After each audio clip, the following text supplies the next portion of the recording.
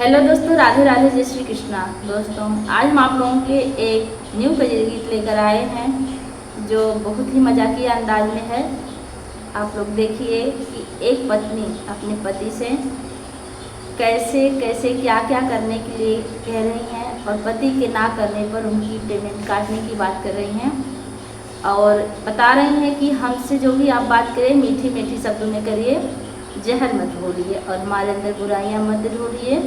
Video को फुल watch करके देखिए, हो जाएगी तो आप लोगों को कैसे लगी कमेंट में जरूर बताइएगा।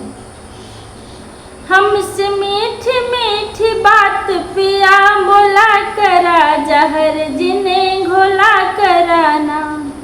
हमसे मीठी मीठी बात पिया बोला करा, जहर जिन्हें घोला कराना। हमरी कराना बुराई तोहका देत बताई, हमरी कराना बुराई तोहका देत बताई। हमरे अंदर नयव गुड़े टटोला करा, जहर जिनी घोला कराना। हमरे अंदर नयव गुड़े टटोला करा, जहर जिनी घोला कराना।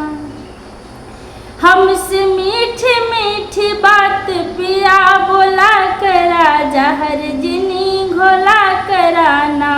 हमसे मीठी मीठी बात पिया बोला करा, जहर जिनी घोला कराना। जितना काम हम बताए उतना दिहा तो कराए, जितना काम हम बताए उतना दिहा तो कराए। हमरे बतियों पिटाल ना मटोला करा, जहर जिनी घोला कराना। हमरे बतियों पिटाल ना मटोला करा, जहर जिनी घोला कराना। हमसे मीठी मीठी बात पिया बोला करा, जहर जिनी घोला कराना। हमसे मीठी मीठी बात पिया बोला करा, जहर जिनी घोला कराना। ड्यूटी करा परमानेंट ना तो कट जाए पेमेंट, ड्यूटी करा परमानेंट ना तो कट जाए पेमेंट। सांझ भोर झाड़ू पर बर्तन पोछा धुला करा, जहर जिनी घोला कराना। सांझ भोर झाड़ू पोछा बर्तन धुला करा, जहर जिनी घोला कराना। हमसे मीठी मीठी बात पिया बोला करा, जहर जिनी घोला कराना। हमसे मीठी मीठी बात पिया बोला करा, जहर जिनी घोला कराना।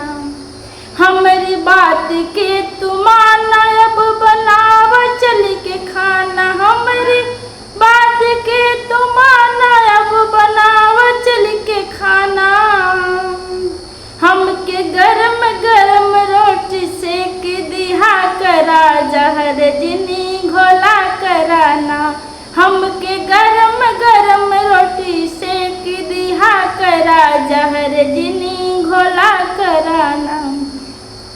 हमसे मीठी मीठी बात पिया बोला करा, जहर जिनी घोला कराना। जो न मन बा हमरी बात हमहु करबे उत्पात, जो न मन बा हमरी बात हमहु करबे उत्पात। रोज भोर चढ़े बैठबे खटोला पिया, जहर जिनी घोला पियाना। रोज भोर चढ़े बैठबे खटोला पिया, जहर जिनी घोला कराना। हमसे मीठी मीठी बात पिया बोला करा, जहर जिनी घोला कराना।